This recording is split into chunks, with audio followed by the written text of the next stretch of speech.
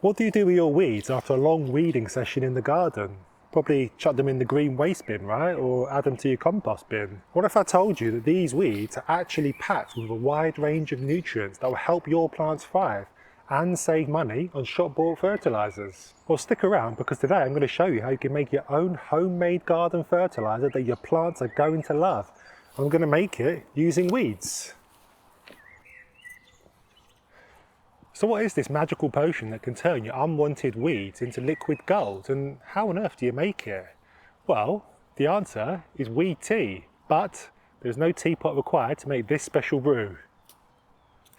Weed tea is a natural liquid fertilizer made by soaking garden weeds in water, breaking them down and turning them into nutrient-rich plant food.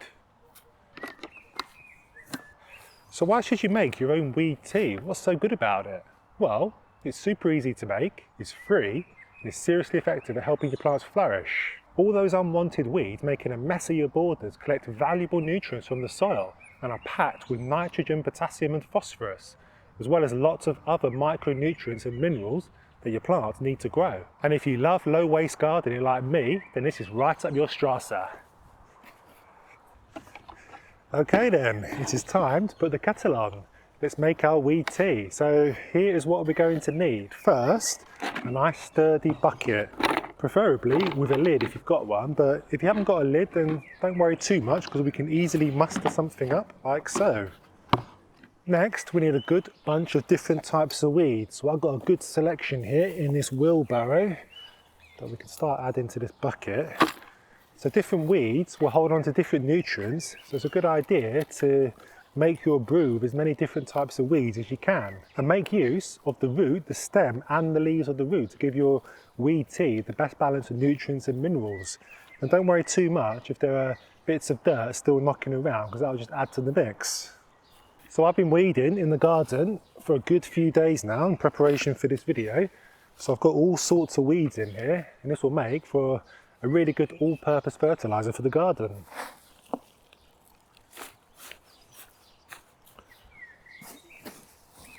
If you're planning on using your homemade fertilizer for your vegetables, then a top tip is to not use any poisonous weeds. So in the UK, you want to watch out for things like giant hogweed, foxgloves, deadly nightshade or hemlock, but please do check what poisonous plants are in your area so that you can avoid using them. So the third and final thing that we need is good old water. So rainwater is ideal because it doesn't contain chlorine, but don't get too stressed if you're only able to use tap water, because it will work just fine. So you want to start by tearing up the weeds and giving them a good old scrunch, kind of like adding herbs to a salad.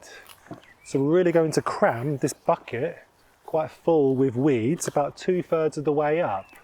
So the more weeds that we can get packed in here, the better.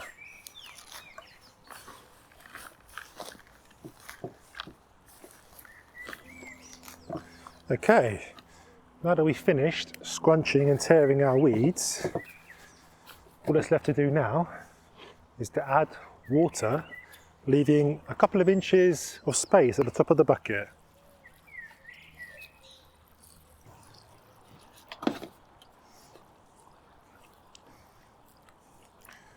Okay, so that's looking pretty good. So the next step is to simply pop your lid on.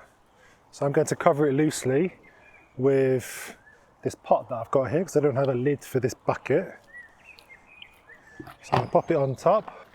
So you don't want to seal it tight, because this mix is basically going to ferment. So the build-up of carbon dioxide could leave us with a weed tea explosion on our hands.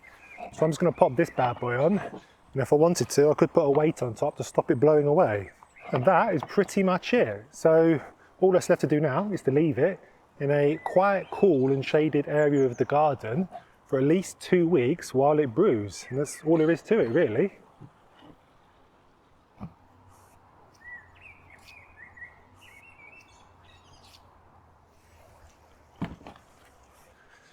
And in true Blue Peter style, here's one that I made earlier. So this bad boy has been chilling next to our pizza oven for a good 2 weeks.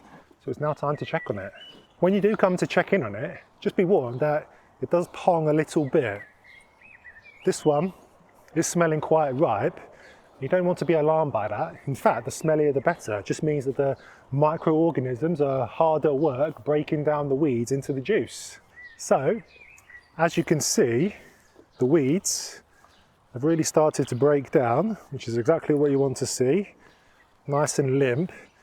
And what we're left with is a liquid that's gone kind of a murky green colour.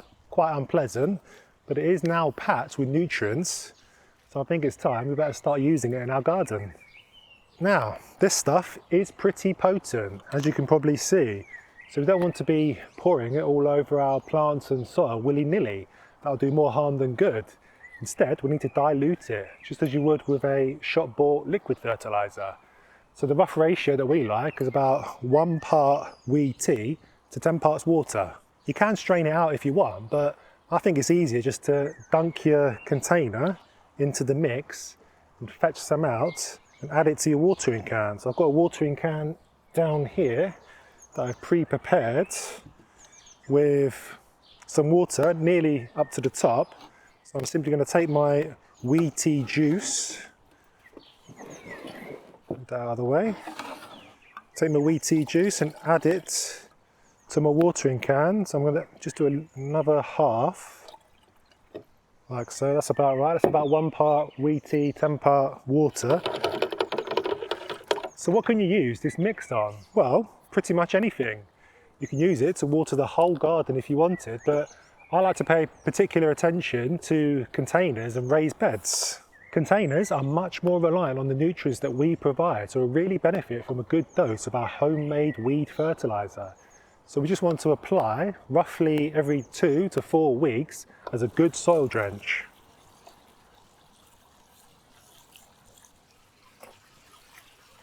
If you don't use your wee tea all in one go, then just keep it stored in a nice shady spot in your garden and continue to top it up with some water. So the longer you leave it, the more potent the mix will become. So it's good to let it down every once in a while.